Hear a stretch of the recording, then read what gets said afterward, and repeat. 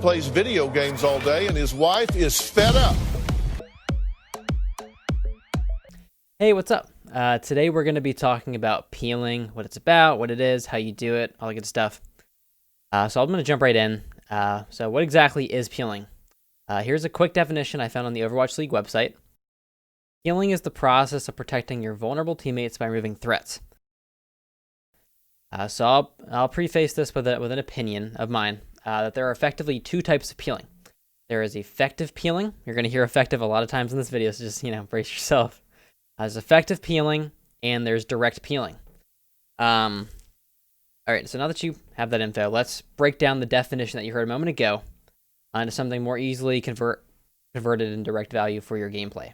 All right, firstly, who are you protecting? The definition says it's anybody squishy, but generally, you're going to be peeling for your supports. Even if you are one of the supports, you're generally one of the best people to peel for your other one due to your positioning in the fight and the bird's eye view that you have of it and your general disconnection from it and ability to disconnect and reconnect. However, supports aren't the only ones that can get dove.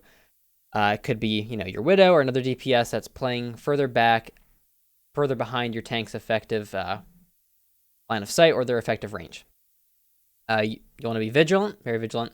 If you see a ball flying around, you haven't seen him in a while, a checkbox should flip in your head. Boom. He's probably about to dive on your squishy on one of your squishies. So your other support probably, or watch for what he's up to, what he's generally up to in your game, how he acts, who he jumps on, and just keep checking those mental boxes. Okay. So the next part of the definition was removing threats. What exactly does that mean? And I know what you're going to say. It means killing the guys on the red team. Duh, you idiot. Just humor me for a quick second. There are more ways to remove a threat than actually killing them. And sometimes these methods can actually be more effective or efficient than killing the enemy. And this is where I go into what effective peeling is. So let me give you an instance. An instance of this is when you're playing as Lucio, and there's a ball in the enemy team, and he's giving your Ana a hard time. He's jumping in, grappling in, pile diving her, and killing her. Maybe he doesn't even use his shields before he can get out, and you're already in a 5v6. So all that you have to do as Lucio is save your boop, or your amp, depending on how fast you can react, for whenever you hear him grapple, or you're seeing him about to PD, pile drive. While you're not killing the ball, you won't be able to kill ball as Lucio. It's just going to be following him around for hours. You're not killing him, but you are dealing with the threat he's generating. And because of this, if you've booped him away and he's wasted PD and he's just wasted grapple and maybe shield as well, he's effectively out of the fight for at least 4 to 5 seconds, maybe more if he wants to save shield if your team's been turning on him pretty well. So with that, you can make a call out for your team to be aggressive and push on that because it's effectively a 6v5 now that the ball is out. That's effective peeling for you right there. Another example is just having Brig in the game. Really awesome character for sure, but she's in it, so may as well use her. Just by having her on your team, you're effectively peeling. Any Winston with half a brain or a ball with that wants to continue to enjoy themselves while playing is going to be playing a little bit less aggressive when you have a Brig on your team. So like I said, generally your presence will be enough to deny the value for the Winston or the ball. But if you're finding they're still being aggressive with their dives, even though you're there, which is crazy, like you're playing the Brig heroes, so they should be losing. But if you're finding that you're actually having to play and use your mouse or controller, depending on what you're playing on, you'll want to save both your cooldowns, both Bash and Whip, and just puppy dog your other support. And then even if one or even both dives, you have both your cooldowns, you could flail the ball. I'm guessing that there's a ball Winston on the enemy team, could be anyone else. But if it's ball Winston, flail the ball, he's out, no grapple. And then the Winston, you bash, or after he bubbles. And then your team will have that split second to turn and focus the Winston down. And they both, the bashing and the flailing, they deny any instant kill potential for the dive heroes. Another example of allowing your team to turn on them. So now, while with Brig and Lucio, you're not killing heroes in either of those instances you saw. They're both not going to be able to kill either of them. They're too weak. Not enough damage output. You're effectively peeling, doing the same thing as killing, but without needing to kill. See what I mean? But the difference between effective peeling and actual peeling. All right.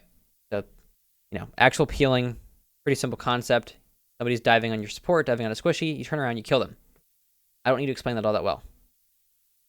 So what are the key takeaways you want to take away from this video? How do you climb? How is this helping you? First off is you should always peel if you can, do it within reason. If you're playing as Ryan, don't drop your shield and start flailing and leave the enemy team to walk in and give them free space. I'm not telling you to do that. I'm telling you, if you're in a position where you could peel and the enemy or your teammate is calling out for it, or you are noticing your mental checkboxes are going off, like, hey, wait a minute, I haven't seen the ball in 15 seconds. Hey, wait a minute, I just heard grapple. Hey, wait a minute, there's a ball in the air and he hasn't PD'd yet. Start peeling. Okay. Second is kind of expanding on my first point. After a few fights, or even the first, if you're starting to get doing this well enough, none of these dives or anyone jumping on any of your teammates, none of this should come as a surprise. You should be clicking those mental checkboxes. You haven't seen the hog in a while, or hog has hook and he's playing up, or the ball, you haven't seen him in a while. You see what I'm saying? You haven't seen people in a while if they're flanking. You haven't seen the enemy soldier. He's been tending to flank most of the game. You should be processing this stuff and learning from it and going, wait a minute, when this has happened before, that's when my Anna's gotten dove on. I should be saving my cooldowns, And another addition to that point, another thing to be learning, if you see a squishy consistently being killed in the front end of the fight, you should also be picking up on that. And in lieu of that, picking up on why that's happening and maybe trying to point it out for them, or, some people don't like having their tendencies called out, just playing to help them better. And then the final takeaway is that killing, this is the most important one, I think, is not the only form of peeling. It is certainly one of the more effective ones, but there are a lot of other ways that you can effectively peel for your team. So I said about the word effective, how much you've heard it, how many times you've heard it. I would really appreciate if somebody tallied that up. But there are tons of ways to effectively peel for your team with the presence of characters, how you play, or if your character being dove on, you can peel for yourself by calling it out or by playing in positions that make it really difficult or just unvaluable for them to dive you. So yeah, this is a shorter video. It's just explaining this little concept. If you would like any other concept or any other concepts or anything explained to you in video form or anything, just let me know. Happy to do it. Otherwise, thank you for watching.